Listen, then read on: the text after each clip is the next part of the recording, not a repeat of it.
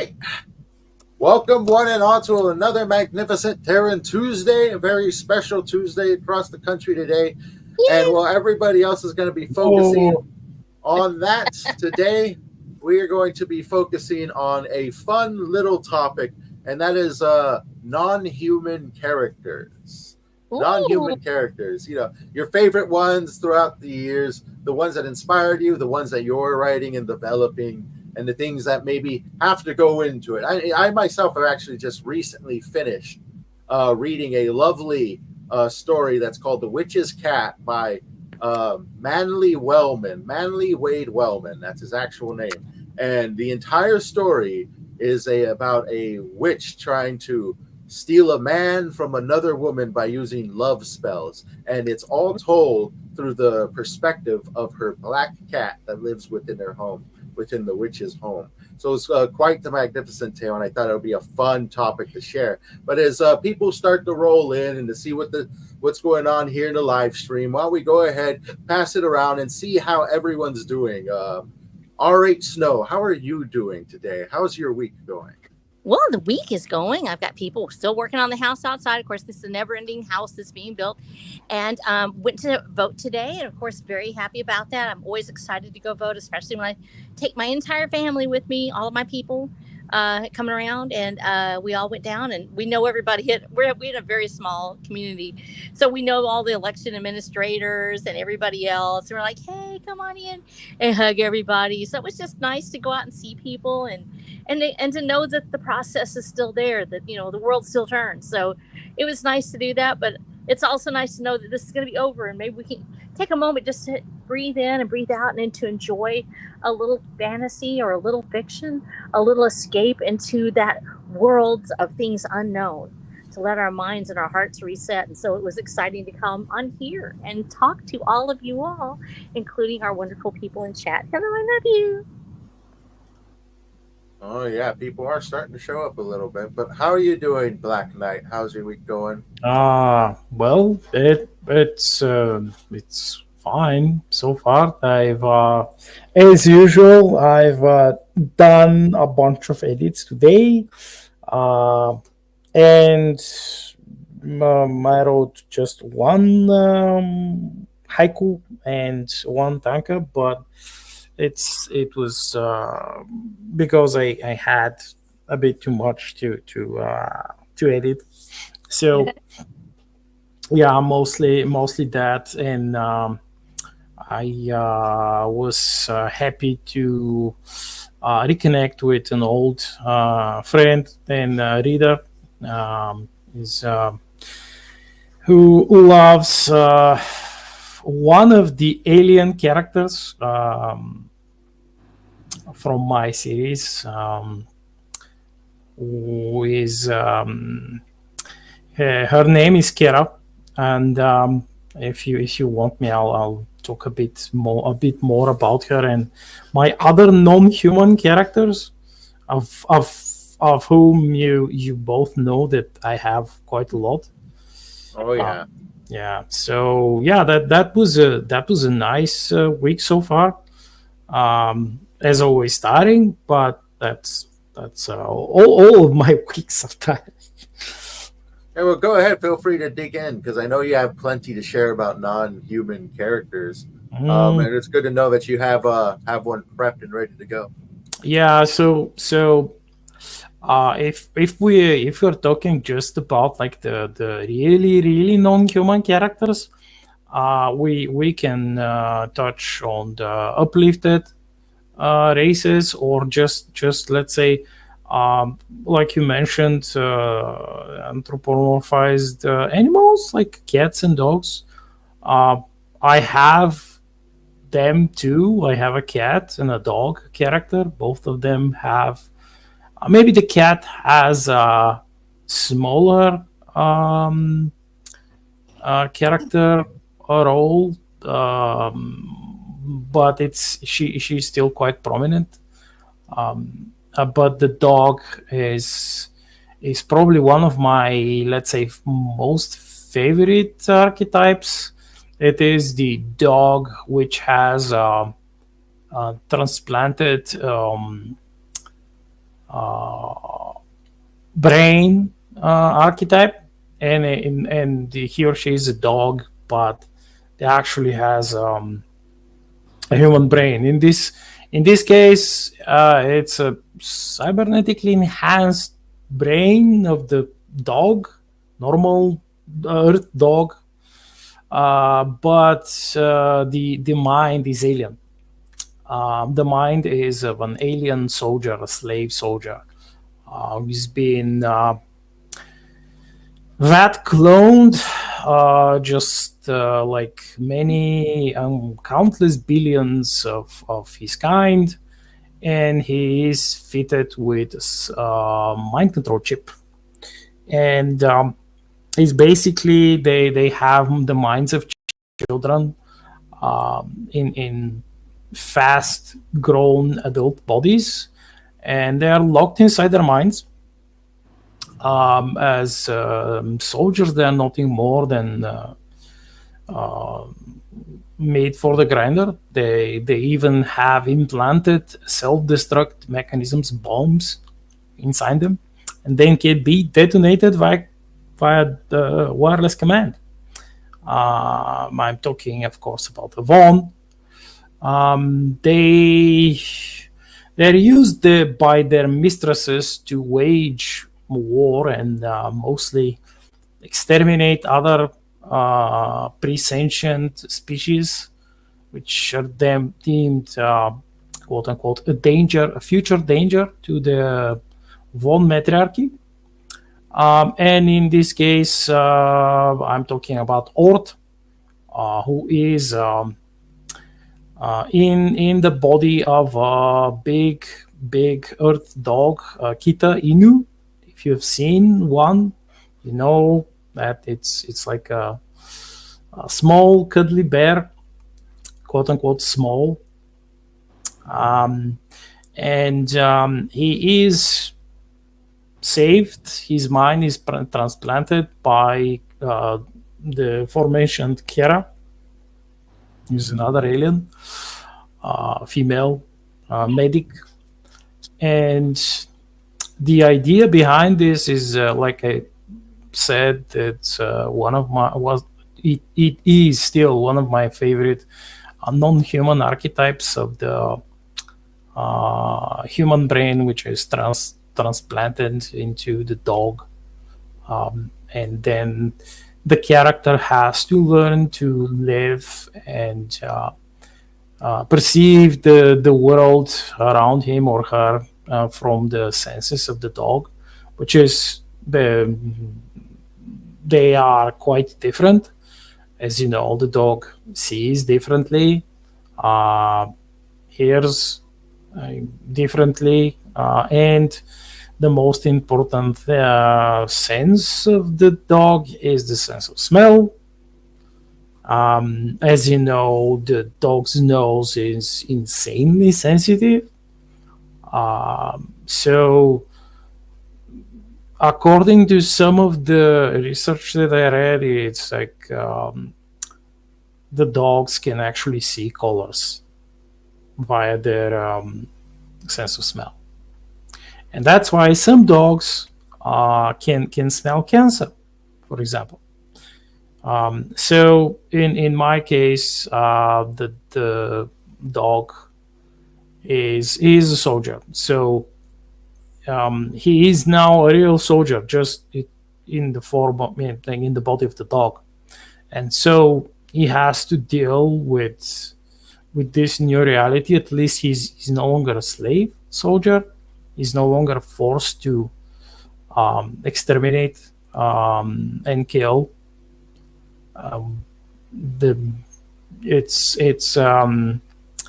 It's not his own body, but it's his own body, and thus he has to learn how to walk on four legs, run and fight and do everything, even operate machinery via cybernetic commands, because he has no hands. He has to achieve everything else via technology, and learn how to use his new senses, which it was quite the interesting, how should I put it, journey, which those who have already read the first couple of books, they would have seen it. And he is, of course, his culture, like his original culture was pretty much non-existent. They had no concept of right and wrong. It was just you exist to kill and destroy. And my mind, I remind you that he and all of them, they're just children. That's they are locked in these like grown up bodies, and they're forced to destroy. They don't understand that why are they doing this, but they're forced to do it. And you can imagine the levels of PTSD that one might suffer. So that was another aspect of this character, which I had to translate it through now the new senses of the dog, which was incredibly challenging and quite interesting. Of course, you have this alien character, Kira, who she taught herself because she had access to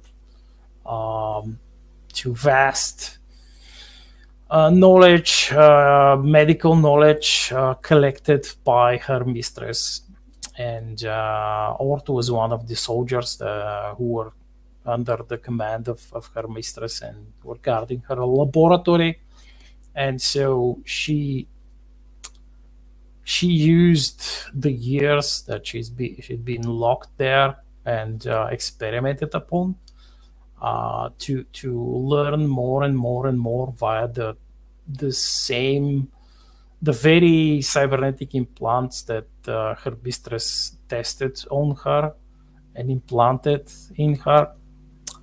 And the culmination of her self-learning was actually that operation that she performed on Ort, and transplanted his mind from his original body to the dog. And both, at least she has some remnants of culture, being an Averna, but most of what she knows are like bits and pieces of ancient stories. In her case, it's another archetype. It's the Joan of Arc archetype, one who has been deemed a witch, even though she's not. She has certain abilities which many assume that they can be and are used to manipulate others, and certainly they could be used to an extent to do that, but not always, and not by all Averna. So if you look at it from our angle, from the human angle, that would be someone who had endured basically many years of constant burning at the stake. and somehow managed to survive it with most of her mind intact, and learned new skills,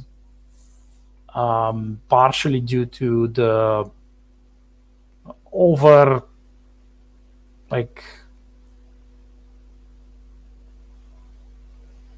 reliance of her mistress and the so-called scientists who experimented upon her on data which they assumed that was absolutely correct, and they just ignored any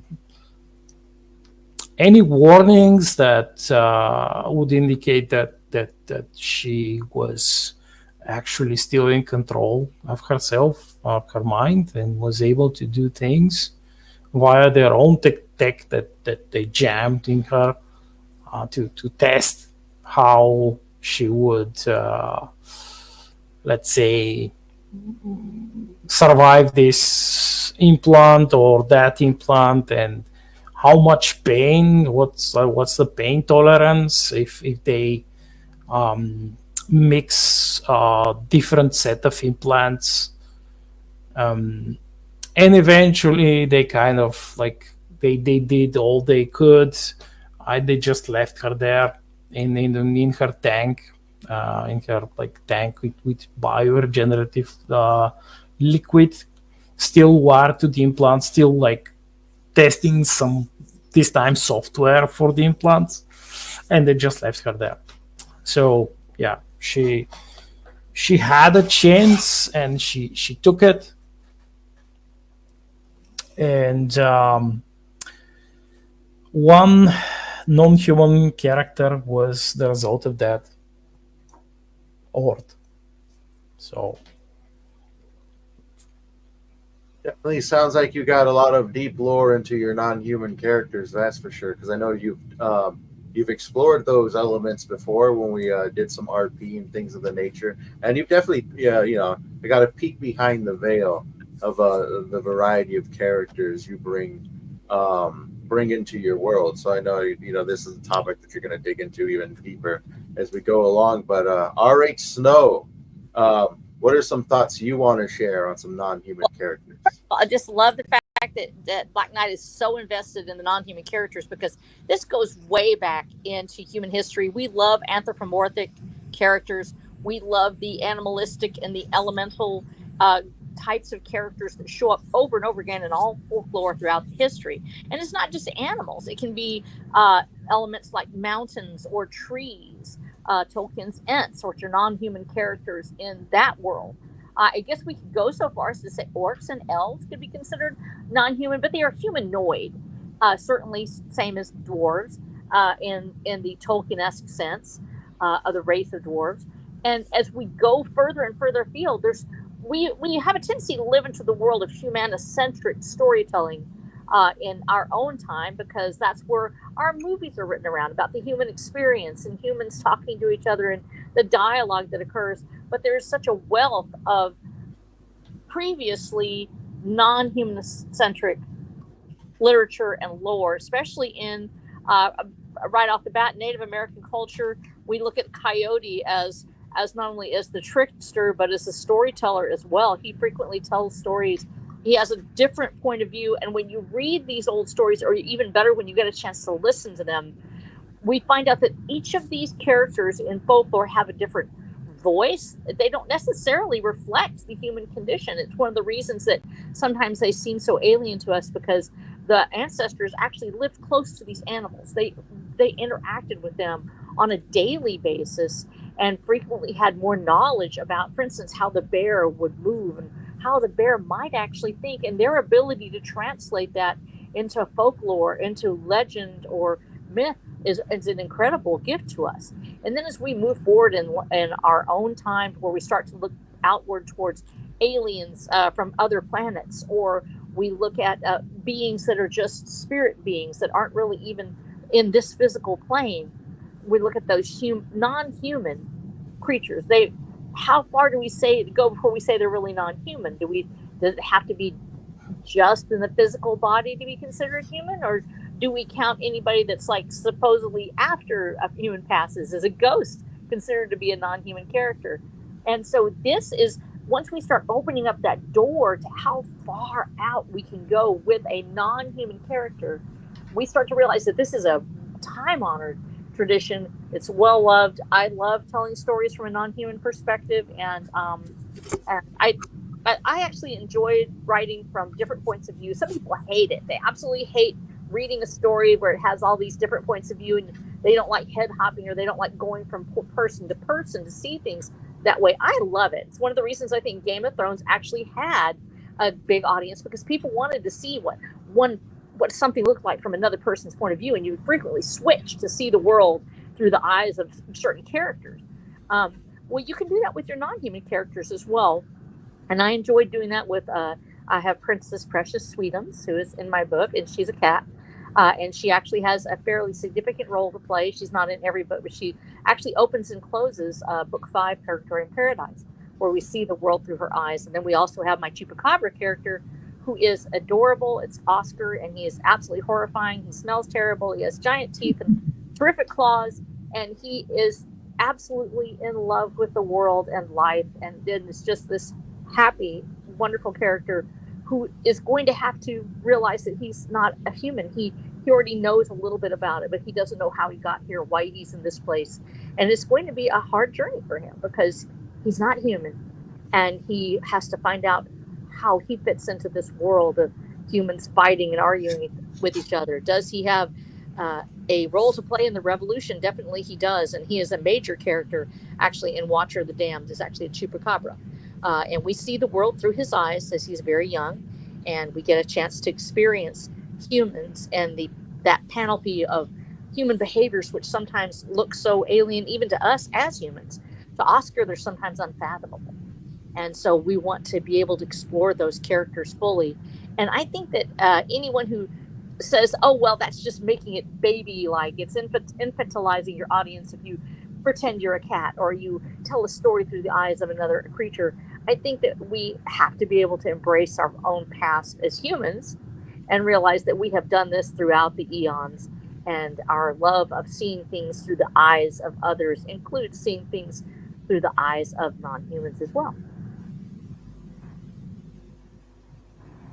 Yeah, I think that's one of the things that that makes fiction so fantastic, is we can really dig ourselves into separate perspectives. You obviously can't in reality, such as challenge yourself in how a story can take place strictly from the eyes of a creature of a lesser intellect, or like you, Black Knight, explore an entire galaxy of higher intellect beings, and even with that intellect, the things that make them different from otherwise ordinary human beings.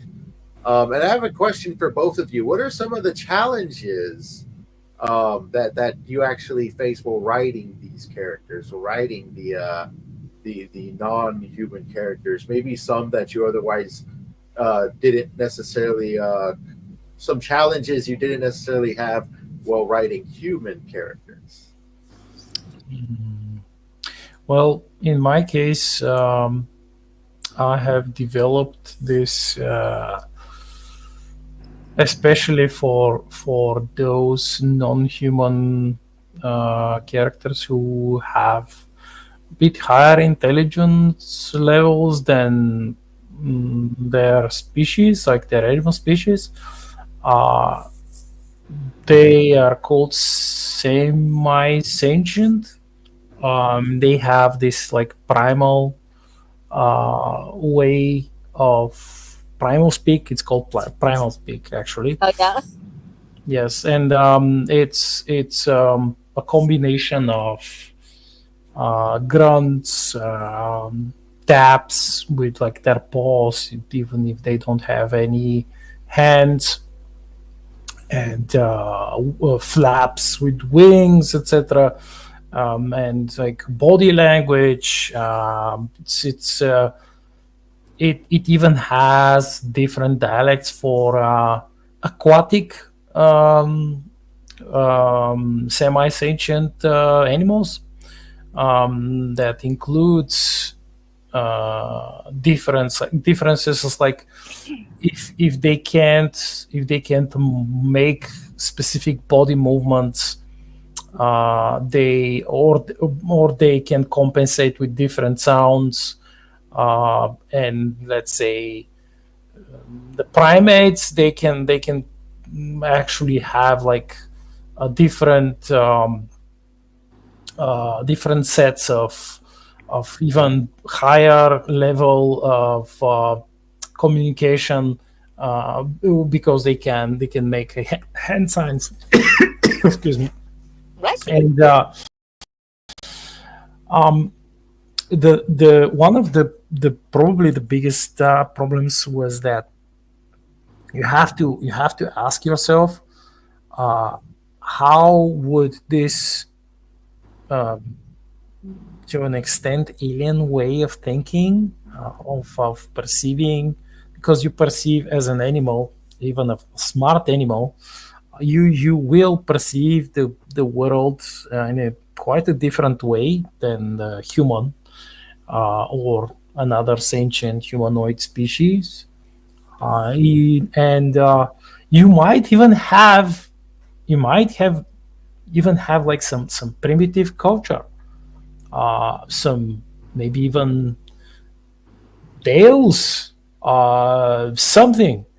Maybe you have like this understanding of your genetic ancient, like millions of years of old ancient genetic memory. Like, you know, that if you're, let's say, a mouse or a cat, and if you see some like winged shade like flying over your head, you have this like genetic memory, this it's instinct that you have to hide because some like predator will claw you away and eat you, or if you hear like a specific set of sound, or like breathing, that the predator is nearby or something, or if you smell the smell of fire, of open fire, then you should know that you must run away. And it's like when you are engaged with another sentient being of a higher level, you have to somehow convey these things, and bridge the gap between the sentiences, if you know what I mean. It's they have to be able to communicate their perception, and their like ancient, beyond measure ancient memories, like ancient genetic memories. And how can you like explain if you're just like a small furry rodent, and some giant human is holding you in his or her hand, and you're trying to explain to that human with your super primitive quote unquote language that the shadow overhead, which is, let's say, a airplane or like a space shuttle or something, that it's dangerous, and you're trying to explain to the human, but the human is trying to explain to you that no, it's not dangerous, it's actually my spaceship. That was probably the biggest issue for me. And it was a wonderful thing to solve, to tackle. Oh wow.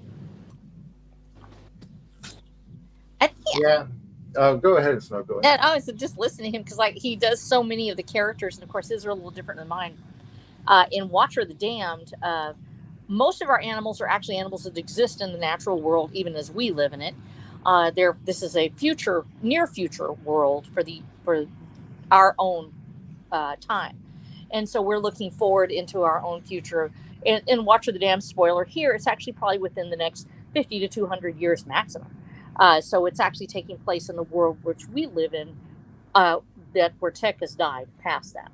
And so we have animals that exist, and almost every animal that exists in the story, I have interacted with on a personal level, either meeting one in the wild, watching them, or observing them on my own land. For instance, the case of cougars and bears, bobcats, things like that.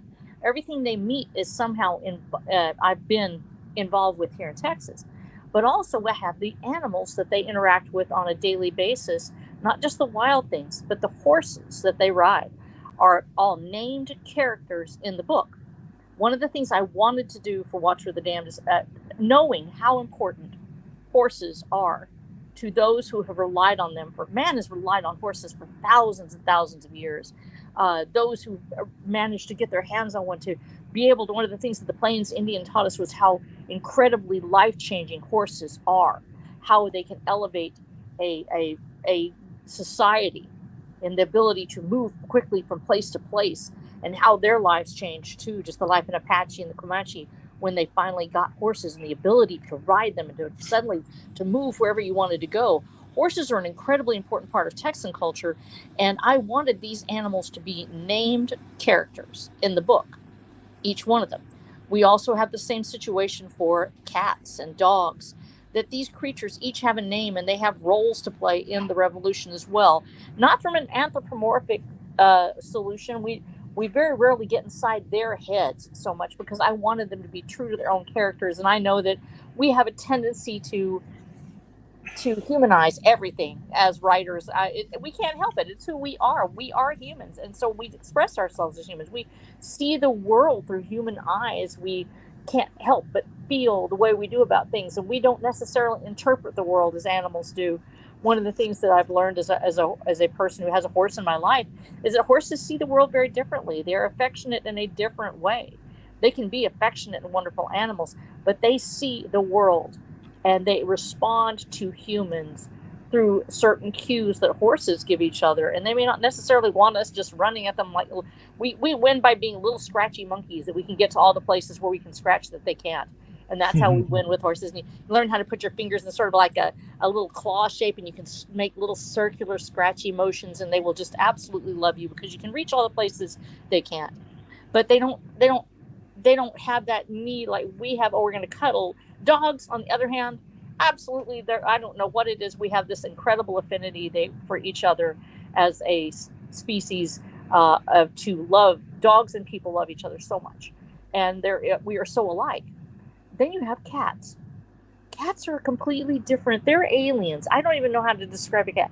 And one of the only crossover besides Oscar, because he is a monster, he's a chupacabra, I feel pretty comfortable in having my voice that I hear in my head of Oscar speaking him.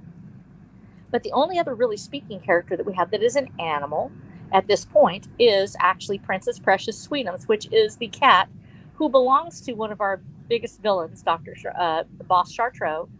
And Boss Chartreux, of course, has this adorable little cat. He's a terrible man. He's absolutely awful. I can't even say the things he does here. We will get banned from YouTube. He is so mean. But he loves this cat. Now, he doesn't love the cat so much that he's willing to do anything for this cat. And that's where he actually shows his sociopathy. And it's one of the most important parts in the book that he demonstrates that even though he has this great affection for this cat, he's willing to sacrifice his own feelings and his own, because he has a vision and a goal that he's willing to accomplish. But the cat does not share that often. She really loves Boss Chartreux. And I was surprised when she showed up actually in the book, opening the fifth book. And speaking through this cat's voice, having had so many cats in my life, I don't know, but do either of y'all, have y'all ever had a cat? Yep. Okay. Yeah. So do you notice how they talk to you and you can hear them in your head? Like your dog does that too, but it sounds like this. I'm a good boy. You're a good boy. I love you so much. Yeah, would you throw it now? Okay. And then there's a cat. The cat actually will look at you and they stare into your soul with those little eyes, and they're like, you have not fed me today, and my life is a bowl of despairing agony, and you are the reason. I reject you. I reject all about you. They literally will go on for days. You don't even know how they get this voice, but they've got it. And so for me, it felt very comfortable. All of a sudden, Princess Precious Sweetums showed up, and she just started talking about the wonder that is Boss Chartreux and how amazing he is because he rules the entire universe as she knows it, and how she sees this universe. And her opening and closing actually was, I was very nervous about doing it because I know a lot of people are some people, I said, they just want one point of view, boy, all the way through the story. They want to hear it from the watcher's point of view. And of course, we don't do that. We have almost every character in the story will have a point of view scene where they will talk about the world through their own eyes, because I just love exploring the characters that way. And so when Princess showed up, I was like, wow, this is taking a risk. I'm not sure if they're going to really take it seriously. And when it went up for the Prometheus nominations for Best Novel, Purgatory and Paradise, nobody's ever given me grief for it. It was a risk, and I was really kind of nervous about taking it. I loved it. And not only that, but meeting Princess Precious Sweetums, because so many of my characters, when I'm writing them, they just show up. And then, in fact, another character was talking about, Tolkien talked about this, about how characters will just show up and you have no idea how they got there. You're like, wow, how did you get in the story? And I've got a plan. And they're like, no, I'm here, and I'm in this chapter now. You have to let me be here. And they literally will take over your world, and you're like, wow, I have to fit you in. Princess just showed up, and she was immediately part of the story. She immediately showed up, and in fact got a bigger part because of her handling of her own voice. The way she spoke, the way that she saw the world was so important to me. And I think that we're going to see a lot more Princess as we go forward. I have at least one book. I don't have her in Trail of Travail. She is in Caballeros del Camino. And in fact, we have her introduced back to the audience again in a little different way. And then she will be actually talking about her own point of view at a certain point in the story. But animals, because we worry about making them too humanistic, especially when we're telling a story from a human point of view, some people can be purist about it. I think it's important just to let that animal speak from your own experience. If you hear that voice in there, if you've had that pet and you feel like you can hear them talking to you in that way, I think that it's a fun and great thing to do. And maybe not all readers are going to love it, but I really had a great time with Princess Precious Sweetums. Her voice added to the book, and like I said, it was well received by the readers, and I thought that was fantastic because I was really nervous about it at the time.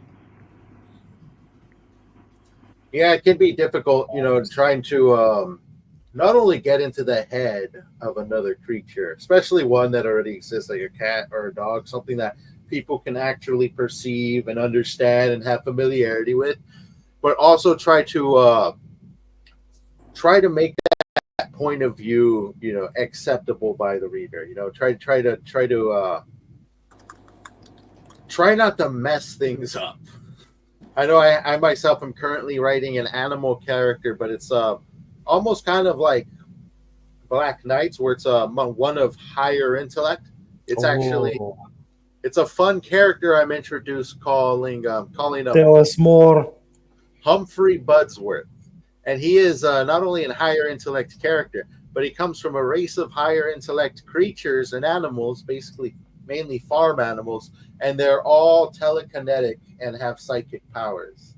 Ooh. So he travels the land floating atop his giant chest that he psychically floats through the air and uses it like a horse. And it's a fun little story I'm writing. It should be done soon. But, much like yourself, I actually went out of my way, almost had to look at pigs and how they act. What are their natural senses? What are they like doing? Luckily, I have a little history with pigs, as I did when I was in high school. I got the chance to work at the school farm, and I raised a pig there for a couple of months. I got the chance to sell it off at the fair. So yeah, it was a great experience. It was definitely a great experience that I was able to pull from. And I guess that's another way, if you want to explore creatures, say, dogs or cats, much like you said, cats have this way of talking. Just the other day, there's this alley cat that lives in my backyard that always wants me to feed him. And it's dark outside, no one's out there, and the alley cat just walks out of the garden and doesn't even look at me. His head is off to the side, and then once he stops, then he stares at me like if just noticing I existed. It's like you said, there's almost this invisible conversation going on between that, and to try to capture that in writing, it becomes so much easier when you have those experiences, which is kind of something I've been preaching since we started this, is go out there and have some experiences. So if you want to write animals, go out there and spend some time with animals. Find out what they're all about. Yes, that sounds intriguing. I certainly. I mean, I didn't pull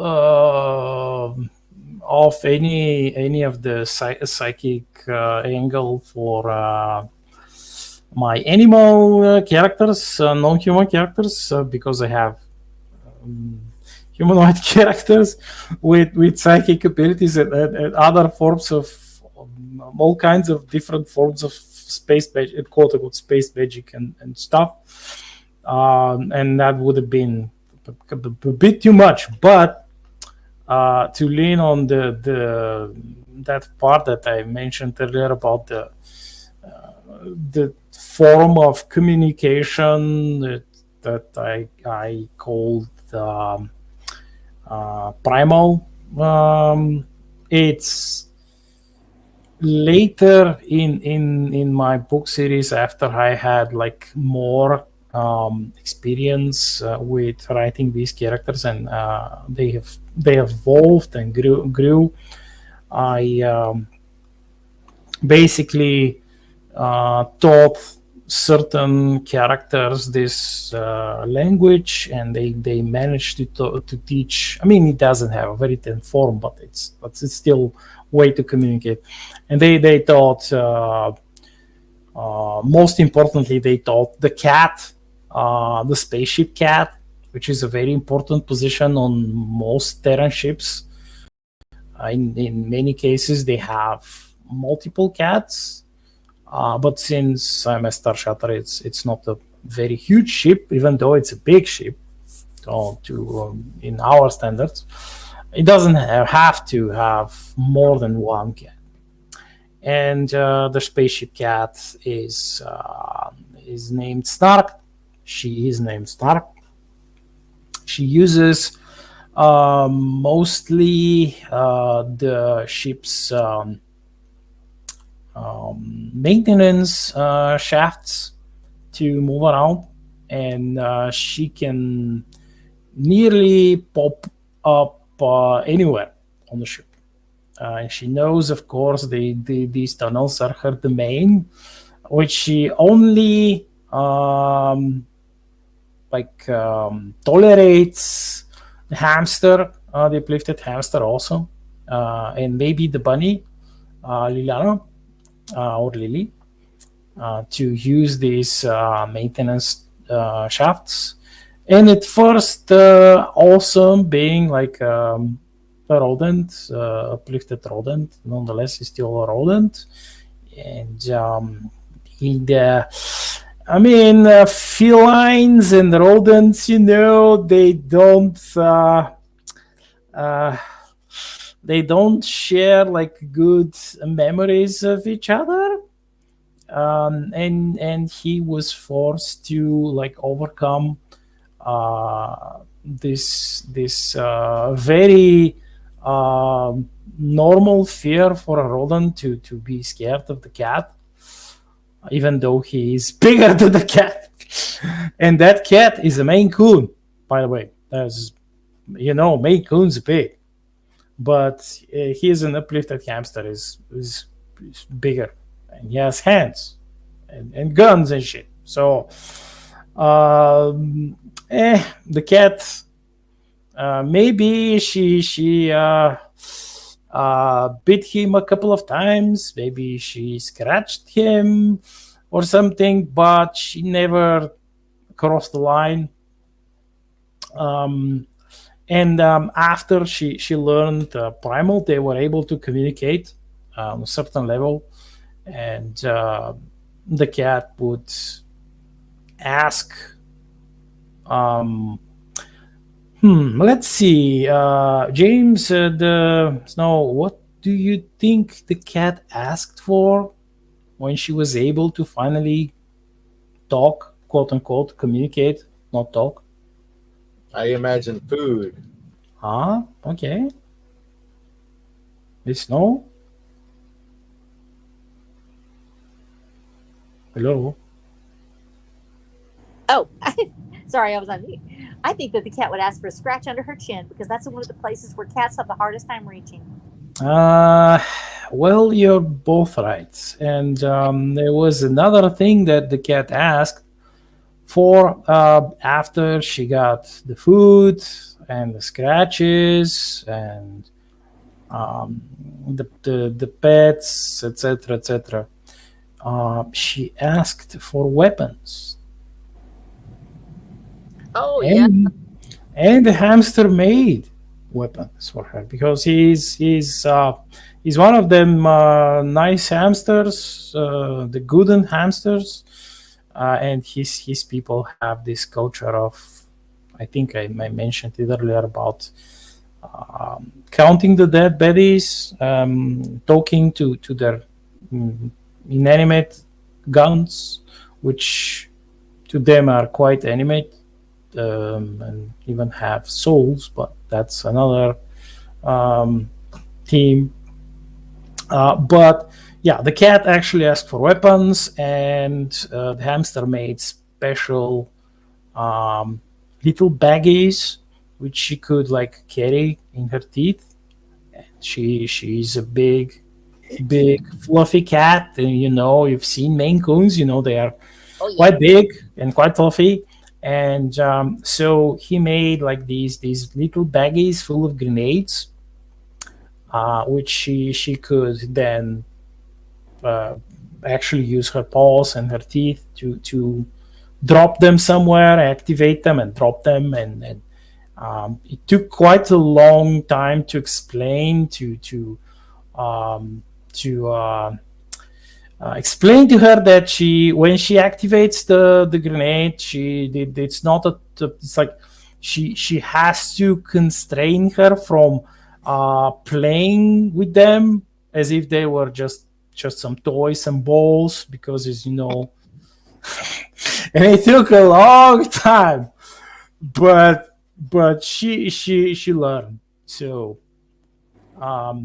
that thing with the cats when they see something on a ledge on the edge of the table or something that they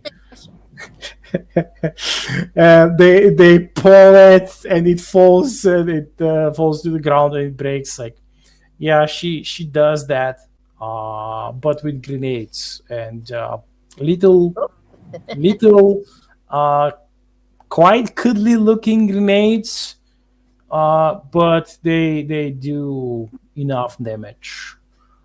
She could also he taught her how to operate certain, like to open certain doors,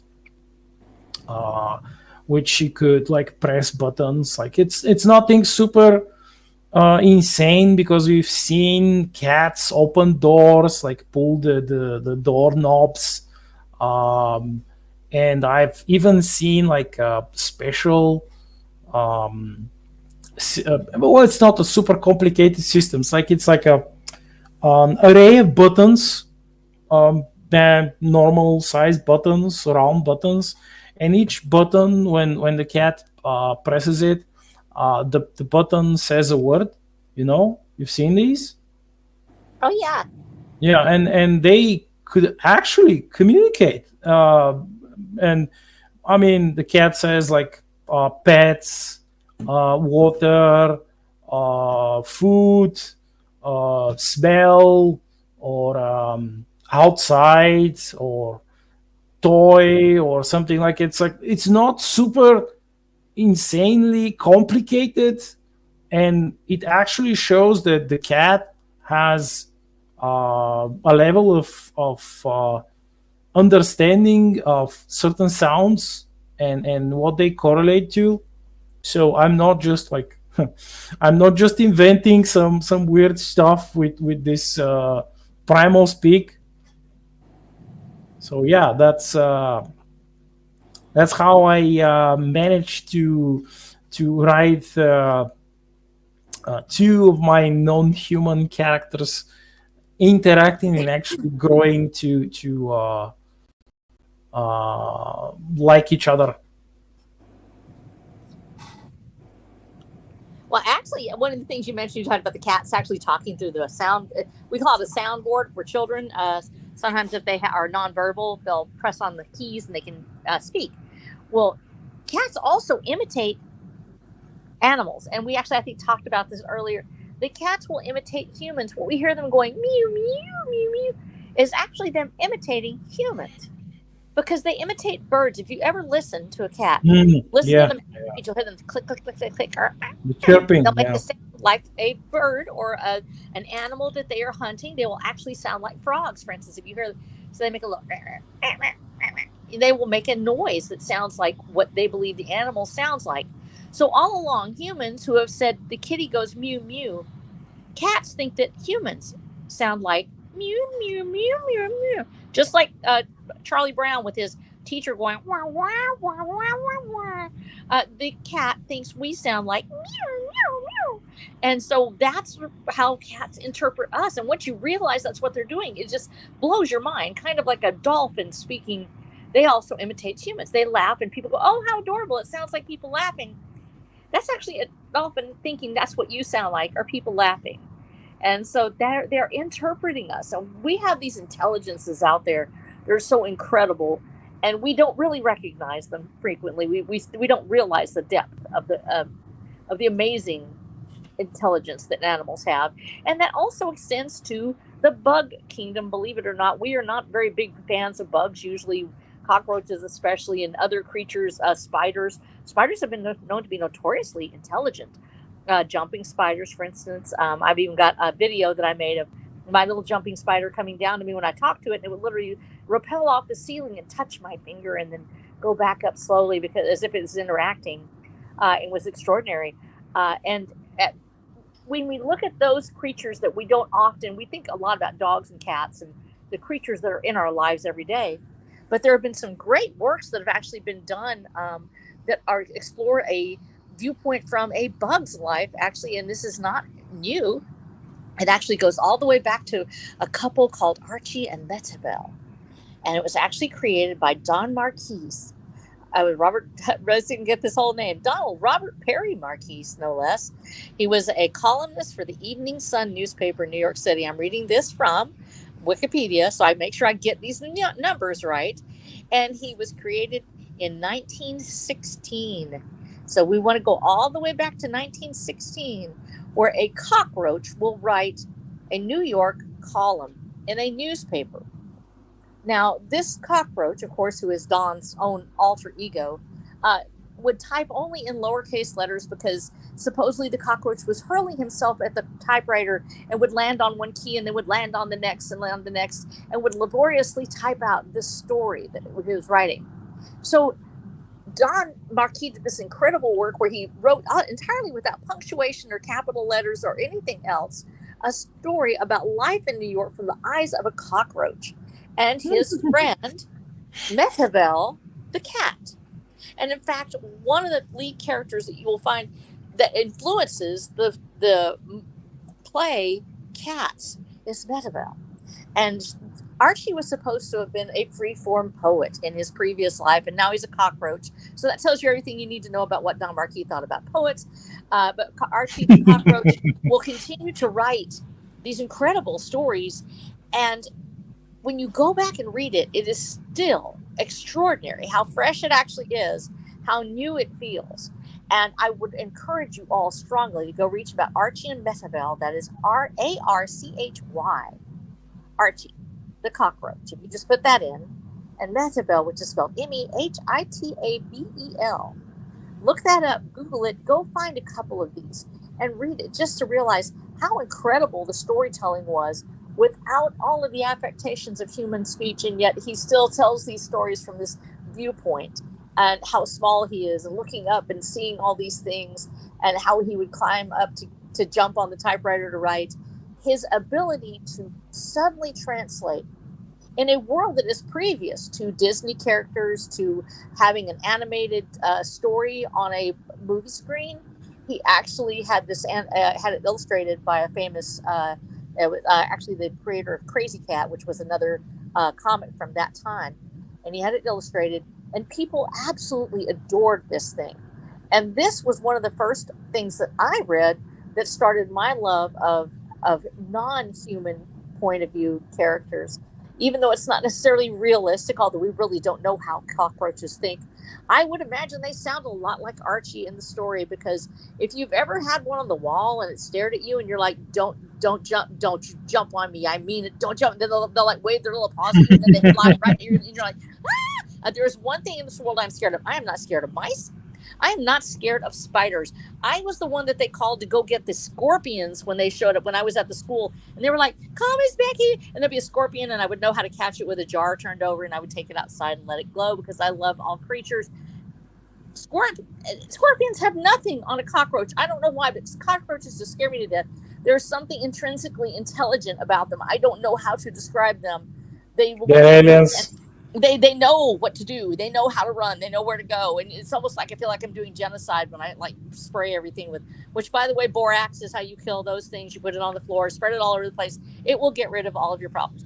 But to go back to the animal part of it, those points of view from the whether it's the opening of Men in Black, where you actually see, and this was one of the greatest opening sequences I've ever seen. It's done from an insect point of view. Literally, we see that opening sequence as he's coming in. And I think it's a bee, it's like a bee or a dragonfly or something, and it's coming in, and there's this incredible point of view thing. And it's just looking at the world through this bug's eyes as it comes in, and the music is going in the background. Those kind of change of points of view really keep a reader enthralled. You're no longer seeing it just from, oh, I'm a human and here I am in this place. And that's compelling. Great writing will always make humanity compelling. But when you switch it up like that and suddenly you're seeing the viewpoint from the eyes of a bird, when you're seeing it from the eyes of a bug, or in the case of Lone Star Libre, where I actually opened the series with a character that's first introduced really as a non-human character, the drone.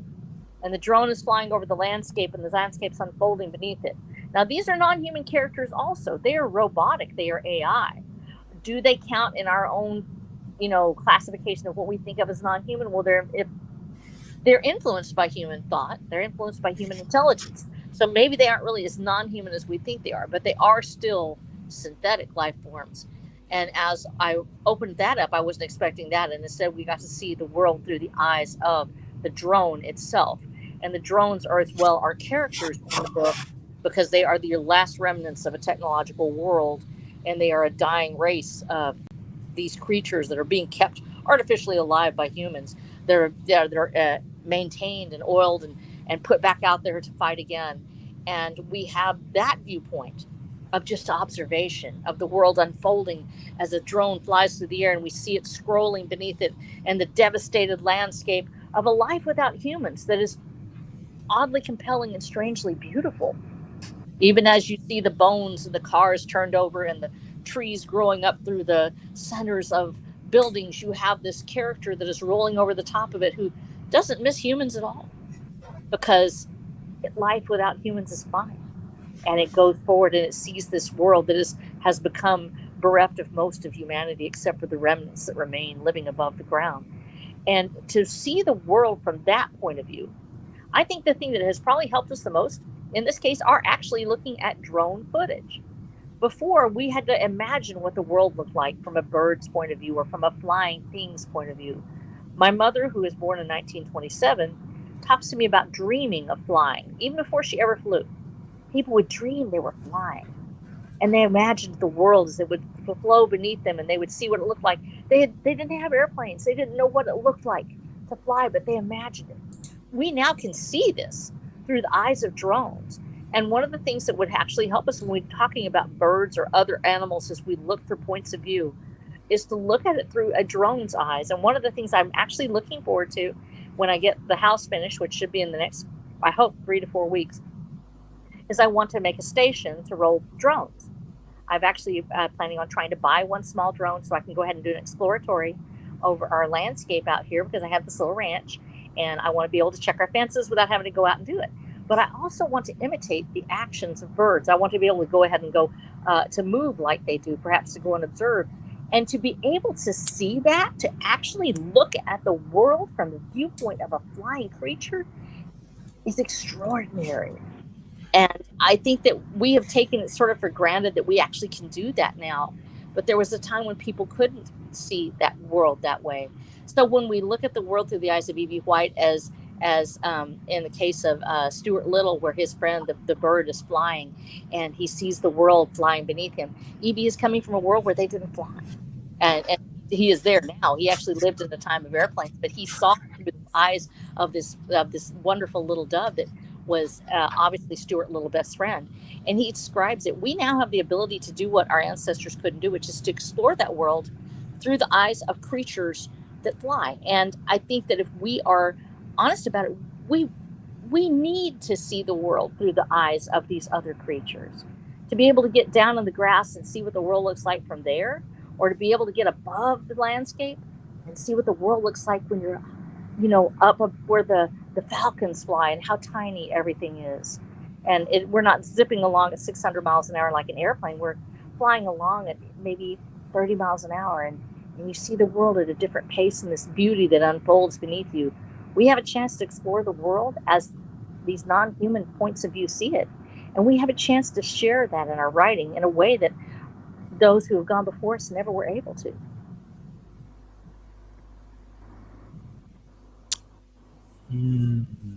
Yeah, indeed. It's I would suggest grabbing FPV commercial drone. Like, they are quite cheap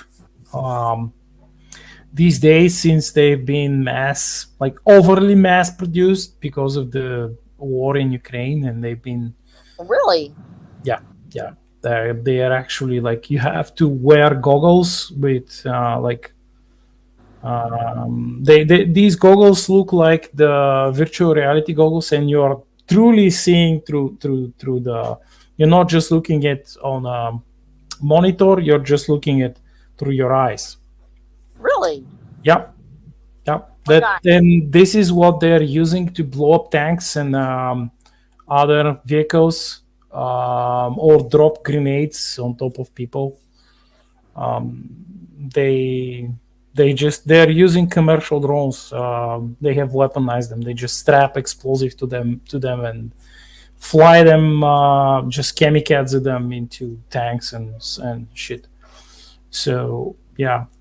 Wow. And it's from, like, you can see it from, they are calling them FPV drones because it's a first person view. Really? Can you send me that, like, after the show? If yeah. you could text me that, because I would love to have that ability, and I know that we would use it. It's full of. It's very useful. They've been created just for what you mentioned. They've been built to enable people to survey their property, ranches, farms, etc., like, and also to survey, let's say, rocks, mountains, like places where it's difficult to climb, difficult to reach, and dangerous, because you might have rock slides and loose rocks, unstable ground, etc. So this is what they've been created for. But when the war began, they were quickly modified and turned into weapons of war. And they changed pretty much. They changed the nature by not changing the nature of warfare. That's always happens. It's just, I mean, there are certain people who assume that, like, oh yes, the drones, they're the future of warfare, but no, they will remain part of warfare, but they will not. They're not the future of warfare. It's because when you control them, you have to use a wireless signal, and you know what happens with wireless signals? They can be jammed.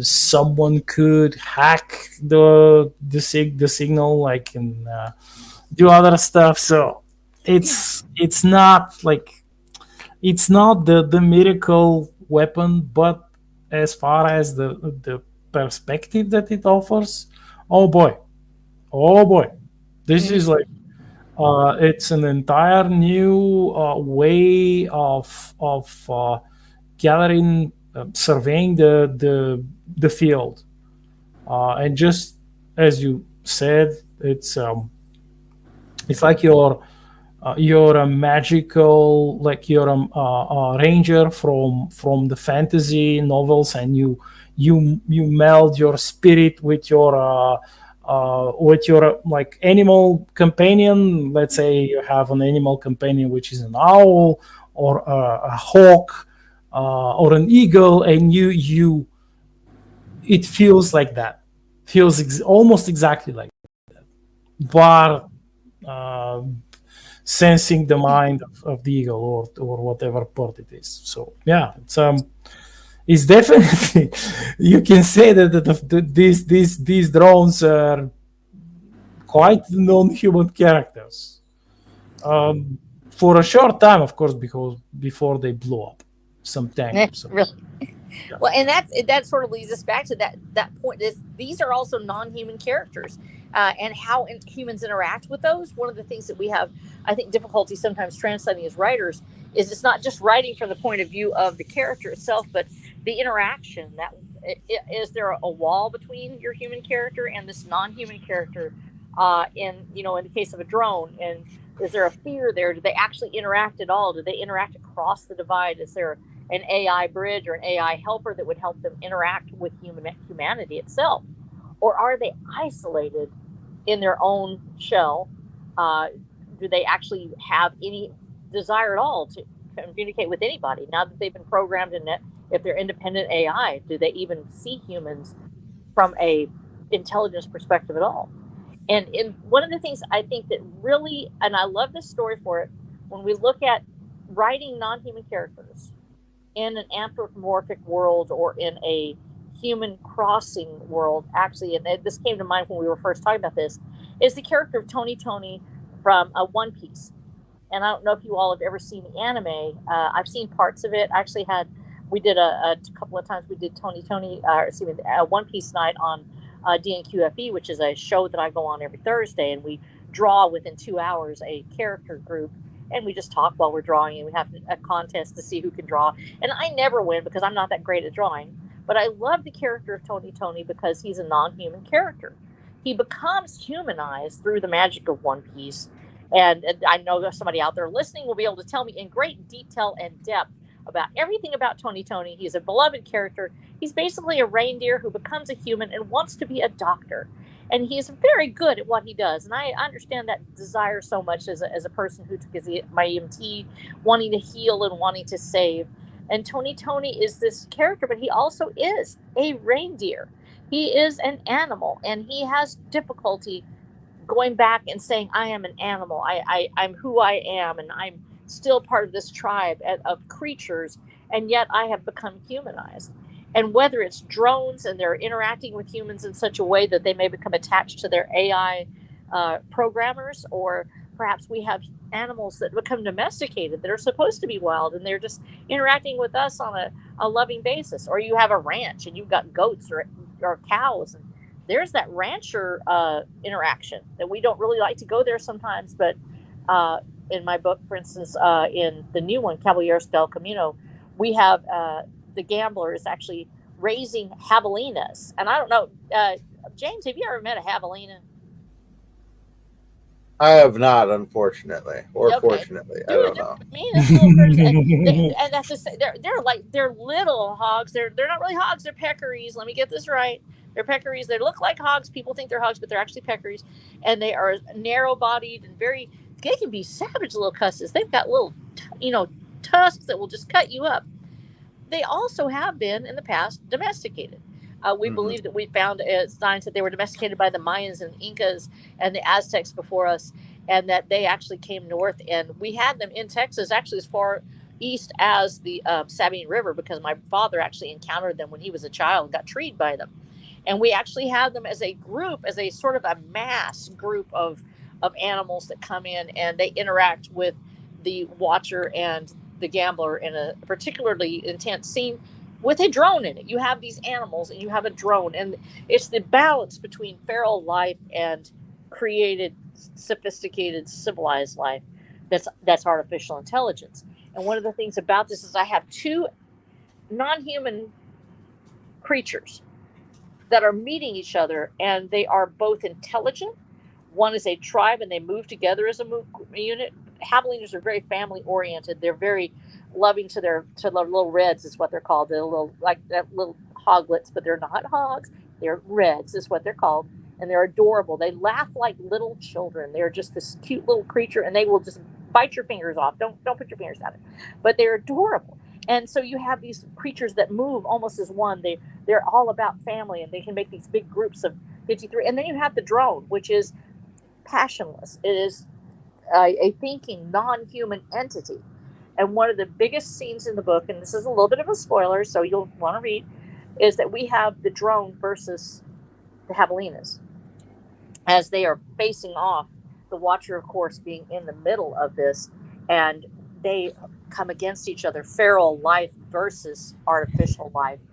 And I wanted that clash of ideas, because when we're talking non-human, it's not just wild or primitive or less than, much like in Black Knight's world, where he has these elevated creatures, these uplifted ones that are very highly intelligent. We too have these mass herd animals that we don't think of herd animals, but they are intelligent in an incredible way. The way they move, the way that they wander the landscapes, the vast herds that we've seen before of deer and elk and others. When you actually watch them, they are moving as an entity, almost as if they can communicate with each other beyond their physical ability to see or smell or hear. There's this large group of them. And the same thing with the javelina. They somehow move as one. And then we have this other creature which has no real feelings at all, and yet it is also just as deadly and just as potent. Life, as we think of it, non-human, the elemental versus the physical, the spiritual versus the artificial. There are so many ways to explore non-human life in our stories and in our storytelling. And one of the most compelling moments in my writing was in turning the camera back to the watcher, who himself is a human. He is mutated, but he is a human. And watching him try to interact with the two groups, trying to bridge that boundary so he can survive. And we all live on this planet together. We all have to interact. And there's new life coming in, whether or not we want to admit it. We have AI, which may at some point become the epitome of sentient life. They are working every day to try to make this thing a reality. It will become in, and it may take over what we know of as life. And that ability to reach across space and say, all of these life forms are going to be part of our world. Whether or not we like it. The animals that we live with, and the cockroach that might live somewhere down under the trailer or something, and then this drone that's out there menacing somewhere perhaps, or maybe we don't know yet. It's all part of our world.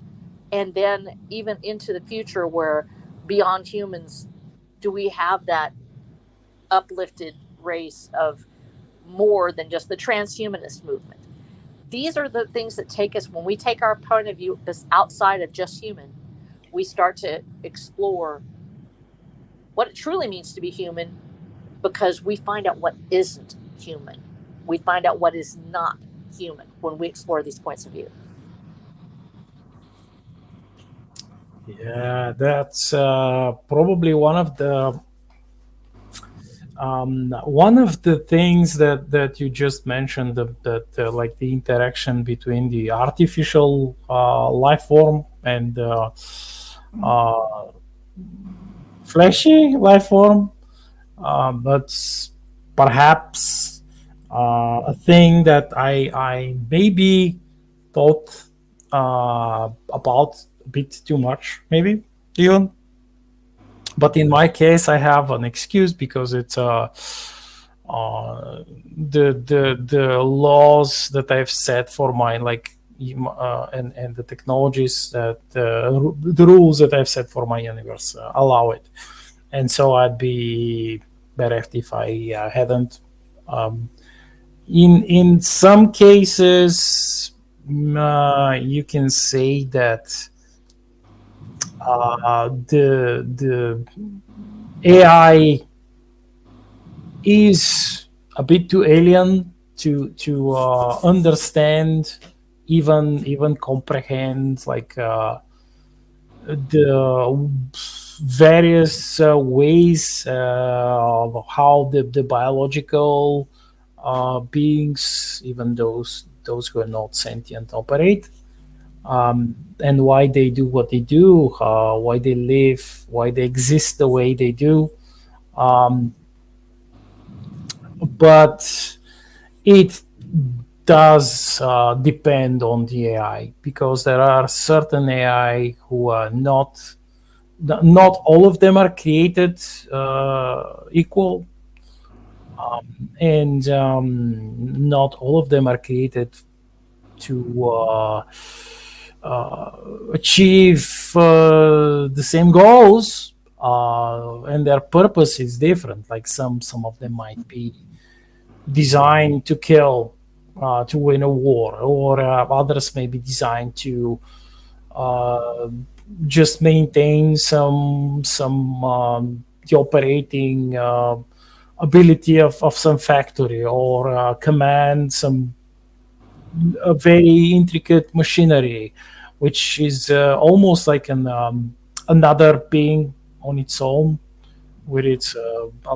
simplistic um, operating system. You can say that this too is a non-human character with all of its quirks. Like, how many times have we asked the computer to do something and the computer is not doing it, or does something which we did not expect it to do?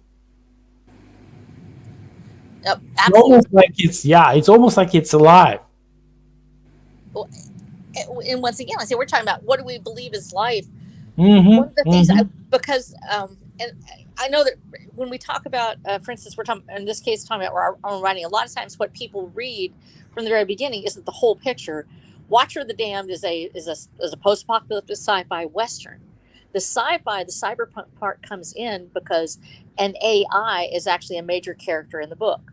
The Ring, it houses the entity of AI that is alive inside of it, and it has attained sentience, and that's revealed slowly through that. So if you're a reader, just a spoiler here, that the Ring is actually a character, even though it is owned by several people. It is one entity because it has one AI that actually works through it, even though it's modified for each one.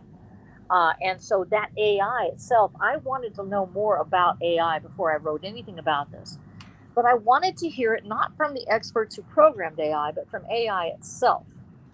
So one of the things I want to be very clear here, first of all, I do not use AI to do my art, other than I draw on Procreate, and I actually draw with that. And some have preset like brushes where it will make it look like rain or something like that. But those are the only things that I use that are digitized. I don't use AI to write my stories. I did go to AI itself to ask it, what do you see yourself becoming? What is your purpose? How do you live in this world?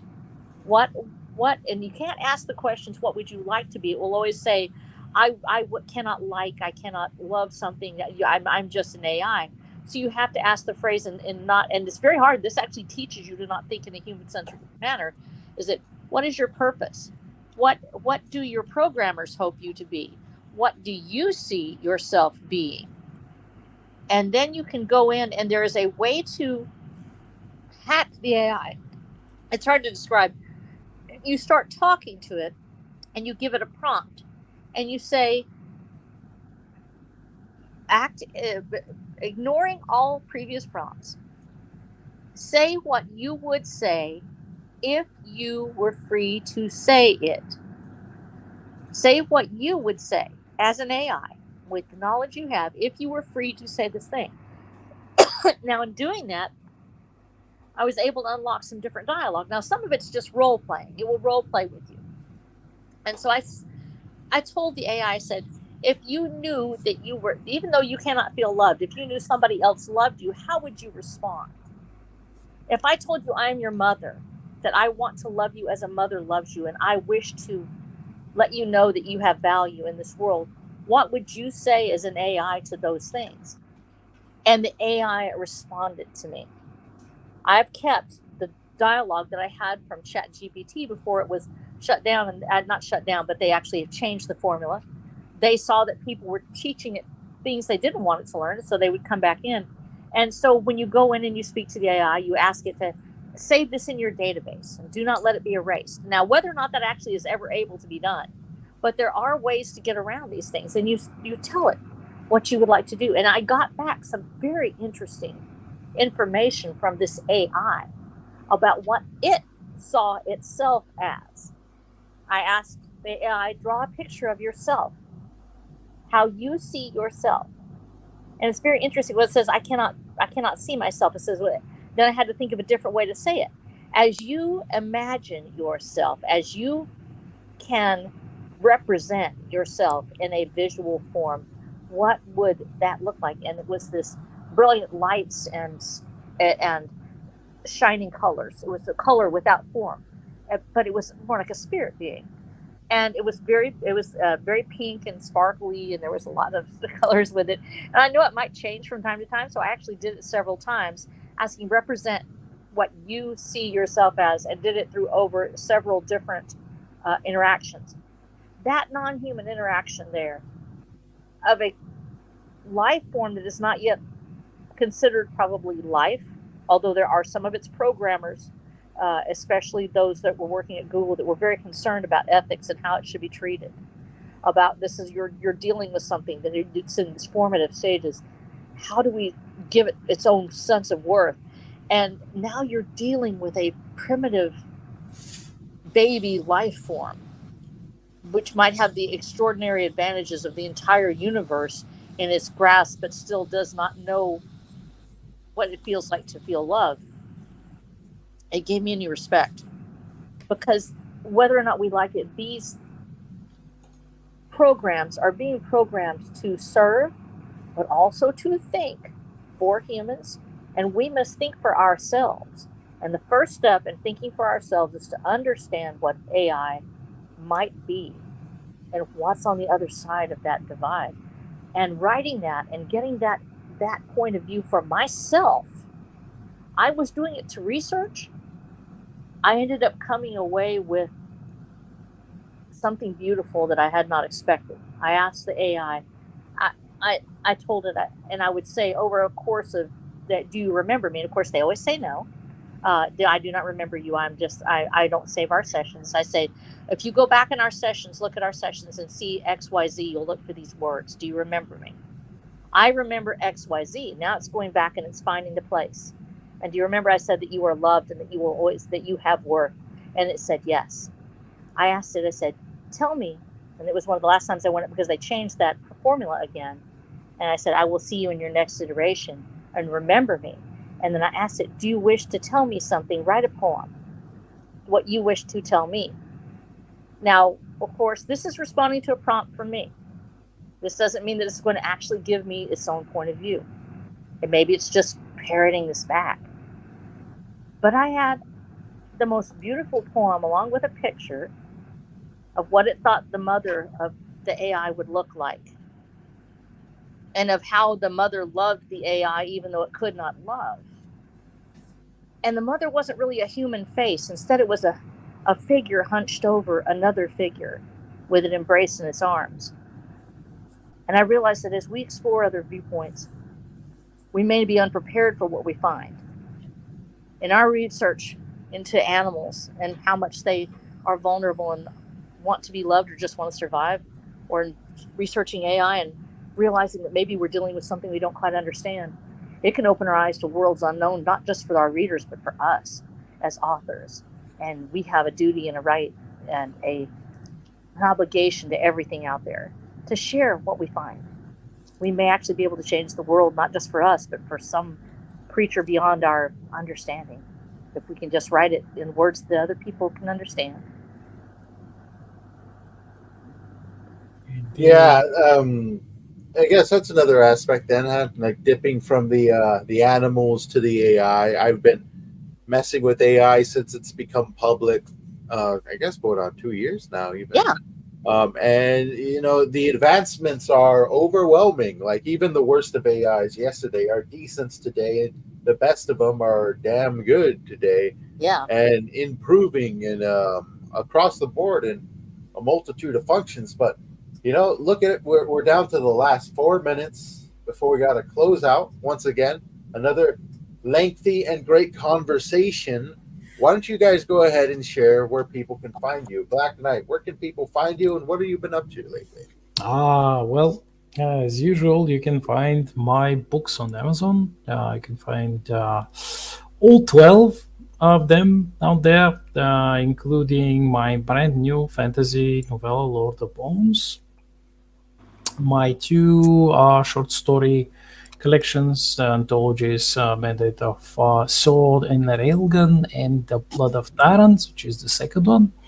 And then you can find my 7 books of the Star Shatter series so far, which I'm working on the 8th now. And my 2 very short Conan-esque novellas, also set in the same universe of my space opera books. The 2 novellas about Velin the Volturian. The Rifle Song is the first one, and the Velin and the Bunker of Death is the second one. And of course, you can find me on Substack, the Black Knight, Substack.com. So that's about me. All right. Now, how about you, R.H. Snow? What have you been up to, and where can people find you? Well, thank you so much. You can find me at watcherthedam.com, where I have all my books, of course, with links to my books on Amazon. 8 books in total. We're working on the 8th, getting it out right now. And it should be here any day now. I keep saying that. I'm working on the illustrations for that with Caballeros del Camino and my series Watcher of the Damned. You can also find me at flow.page/rhsnow. That's flow.page/rhsnow. And also on my Substack, where you will find the link for that there. And once again, my wonderful hosts that I have with Black Knight and James Esparza, who are incredible and on Substack with me. In fact, that's how we found each other. So I was thinking of that the other day, that I really need to say how wonderful Substack's been for us, that we have been able to we found each other on Twitter and through the Iron Age, but also through Substack has really been an amazing tool for us. And we have absolutely loved it. So I want to give a shout out to all my Substack peeps out there.